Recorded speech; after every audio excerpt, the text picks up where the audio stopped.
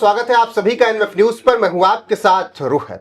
इस वक्त देश में सनातन को लेकर बहुत बात है, हिंदुत्व को लेकर बहुत बात है और उसके साथ ही जाति को लेकर तमाम विवाद भी है।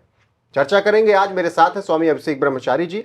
उनसे बात करेंगे महायज्ञ को लेकर और तमाम मुद्दों पर। महाराज जी बहुत बहुत स्वागत है।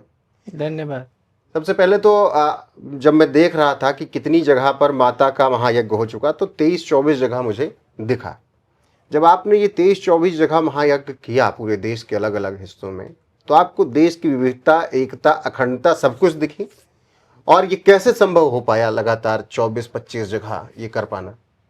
देखिए, भारत विविधताओं का देश है। विविध रूप में राम पूजे जाते हैं।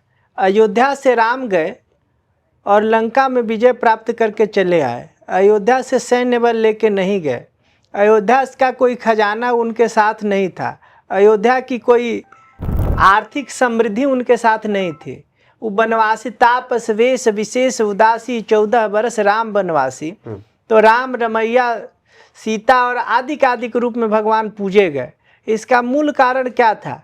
क्योंकि भगवान जिन प्रभाव मगत साप इन बिछी तजय विषम बस तामस तीछी। हर लोग मनुष्य है, हर लोगों में मनुष्यता बसती है और कहीं ना कहीं सब लोग देवता के चरणों में अपनी अनुभूति, चाहे अपनी बुद्धि समर्पित रूप से प्रस्तुत करता है। बस उसी को जगाना है और उसी रूप में लोग सबके सामने प्रस्तुत हो जाते हैं और एक बड़ा आयोजन हो जाता है, एक बड़ा समायोजन हो जाता है। सब लोग एक दूसरे से कनेक्ट हो जाते हैं और हम लोग बड़े बड़े अनुष्ठान कर लेते हैं।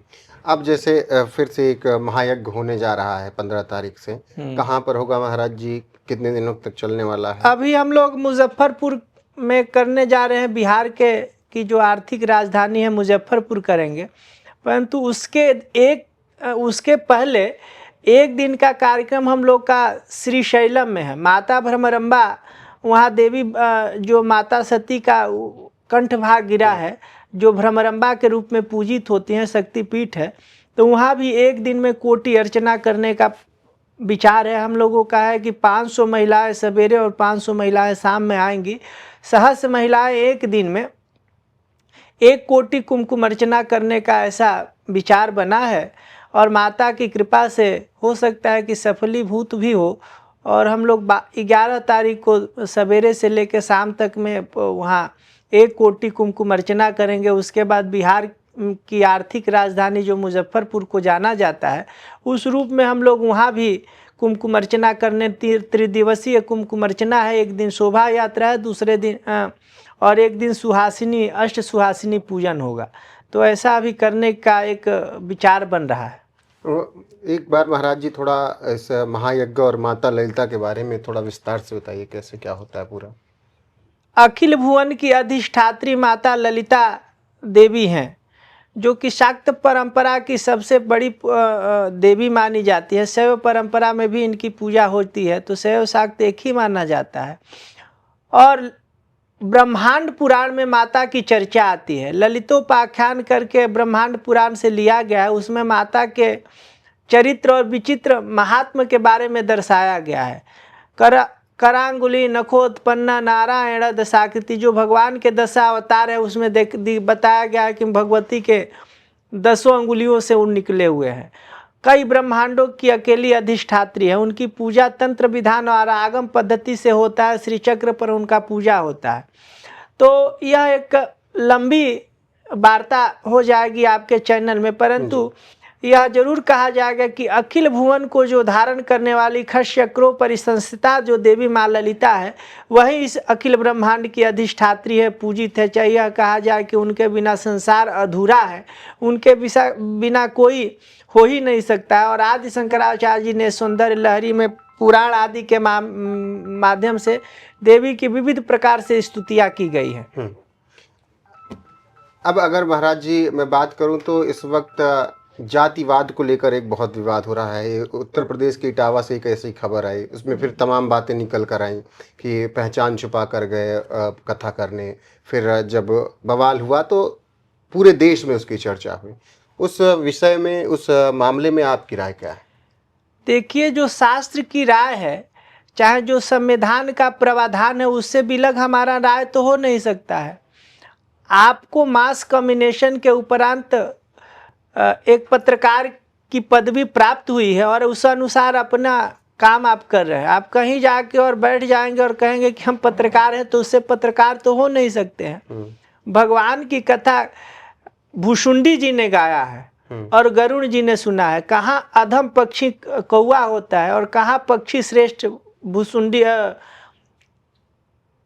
गरुण जी होते हैं। वो भी उनके सामने जाके नतमस्तक होके कथा सुनते हैं।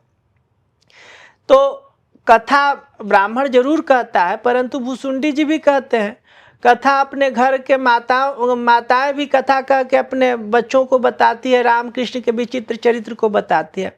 तो कई प्रकार के इसमें बात होते हैं, परंतु जहाँ तक झगड़ा का बात है, बात कुछ दूसरा रहता है, उसको जाति पर केंद्रित कर दिया जाता है। आज तमाम राजनीतिक दल जो है, कोई सरिया की बात करता है तो कोई कुछ की बात करता है, और राजनीति में जातियां आके समावेश कर गई है और समाज से जातियों का एक जो वर्चस्व बना हुआ है। अब देखिए, शादी विवाह की जाति नहीं रह गई है। हर घर में बहुत कम ही लोग बचे हैं जो परंपरागत लोग हैं, जहाँ परंपरा का पोषण हो रहा है। हर जगह हर जातियों का समावेश है। पहले के ज़माना में अलग थाली निकाल के लोग रखता था, परंतु अब कहीं होटलों में चले जाइए, चाहे कई जगह सबके लिए समान व्यवहार है और सब लोग समान रूप से माने अपने में व्यवहार कर रहे हैं। आश्रमों में भी देखिए, सबका अपना इज्जत और प्रतिष्ठा बची हुई है। सबसे ज़्यादा अगर कहीं राजनीति की बात की जा रही तो वो हमको लगता है राजनीति में, और राजनीति में जातिवाद की पराकाष्ठा है। इस सीट पर इस जाति को चुनाव चिन्ह में अगर दिया जाएगा तो जीत जाएगा। तो कास्ट कम्युनिकेशन का जो फॉर्मूला है वो धार्मिक क्षेत्र में नहीं है। अगर धार्मिक क्षेत्र में है भी तो वो एक व्यवस्था के अनुरूप प्रस्तुत किया गया है। हम जाके देखते हैं, बिहार में बड़े लोग मंत्री हैं, दलित समाज से आते हैं, उनके यहाँ जितना पूजा होता है उतना बड़े बड़े ब्राह्मणों के घर में नहीं पूजा होता है। कारण क्या है? उनके प्रति आस्था, और कराने वाले कौन है? ब्राह्मण हैं। उनके यहाँ जाइए तो सबसे पहले ब्राह्मण को भोजन कराते हैं, और उनकी आस्था इतनी है उन लोगों की कि उसका मैंने बात ही नहीं कहा जा सकता है। और बस इटावा की झगड़ा कुछ दूसरा होगा और कह दिए कि जाति से वो नहीं। इसके पहले भी तो कथा कहते होंगे, इसके पहले भी कई जगह एक रील चल रहा है, ऐसे ऐसे आँख मटका एक बाबा है कि नए नन में समाज जा, ऐसे ऐसे आँख कर रहा है। तो तथ्य से उसको भेंट है नहीं और कथा कर रहा है। उसके भी फॉलोवर हैं, उसको भी यूट्यूब फेसबुक और प्रत्यक्ष रूप से सुन रहे हैं, तो उसको मना तो कोई कर नहीं रहा है, उसको मार थोड़े नहीं रहा है। कितने यहाँ महाराज है जिनका बड़ा बड़ा नाम है, मुरारी बापू से लेके आदिक जो भी लोग हैं, कोई सब ब्राह्मण थोड़े हैं जो कि कथा कह रहा है। सब लोग कथा कर रहा है, सबकी कथा सुनी जा रही है, परंतु बात को जातिगत आधार देना एक सिस्टम सा बन गया है। इसका कोई बहुत ज़्यादा चर्चा का विषय नहीं है। आखिर में एक सवाल महाराज जी, और हम बात करते हैं कि हम लोग एक साथ रहें तभी सनातन आगे बढ़ेगा, एक रहेंगे तो नेक रहेंगे, लेकिन फिर उसी मामले पे लोगों के साथ भाषा और बोली पर व्यवहार होता है। उनको कहा जाता है कि आप तमिल बोलिए, मराठी बोलिए, हिंदी जो बोलने वाले हैं। इस विवाद पर आपकी क्या राय है? जब बात होती है एक रहेंगे नेक रहेंगे, तो उस बीच ये जब कहा जाता है। देखिए, भिन्न भिन्न है बोली हमारी, भिन्न भिन्न भाषाएं, ये तो आज का भाषा नहीं है। भिन्न भिन्न रूप से हमारी भाषा और संस्कृतियां रही हैं। कहीं तमिल बोला जा रहा है तो कहीं कन्नड़, कहीं द्रविड़। हर की अपनी एक शिल्प कला है, अपना एक, जैसे चले जाइए मध्य प्रदेश में तो उसके मंदिर बनाने का एक अलग ढंग है। द्रविड़ प्रदेश में जाएंगे तो उसका एक अलग शिल्प कला है। कोकण में जाएंगे तो उनका एक अलग मंदिर बनाने का प्रावधान है। आइए उत्तर भारत में तो उन लोग का शिवाला बनाने का अलग स्टाइल है। तो पहचान तो अपने उस स्टाइल के माध्यम से ही लोग रहा है, परंपरा के माध्यम से जाने जाते हैं। मलयालम का भी सम्मान है, मराठी का भी कहीं अपमान नहीं है, और हिंदी का भी कहीं विरोध नहीं होना चाहिए। इस प्रावधान को मानते हुए सबका सब जगह समावेश है। हम पटना में कुमकुम अर्चना महायज्ञ किए थे, वहाँ भी दक्षिण भारत की 5 महिलाएं हमको मिल गई।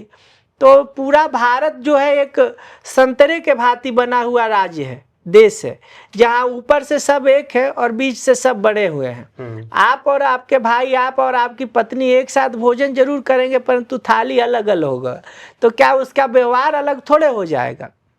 हर भाषा का अपना सम्मान है, हर भाषा की अपनी एक शैली है, हर संस्कृति की अपनी एक सम्मान, पहचान और सम्मान है। तो उसमें अब बोलने का तो मुद्दा चाहिए, झगड़ा करना है तो क्या झगड़ा करना है, आप क्यों हमारे साथ बैठ गए, झगड़ा शुरू हो गया। ठीक है महाराज जी, बहुत बहुत धन्यवाद आपका हमसे बातचीत करने के लिए। तो बाकी आपको ये बातचीत कैसी लगी कमेंट सेक्शन में जाइएगा, बताइएगा जरूर। वीडियो को शेयर कीजिएगा, लाइक कीजिएगा, चैनल को सब्सक्राइब करना ना भूलिएगा। बने रहेगा हमारे साथ। नमस्कार।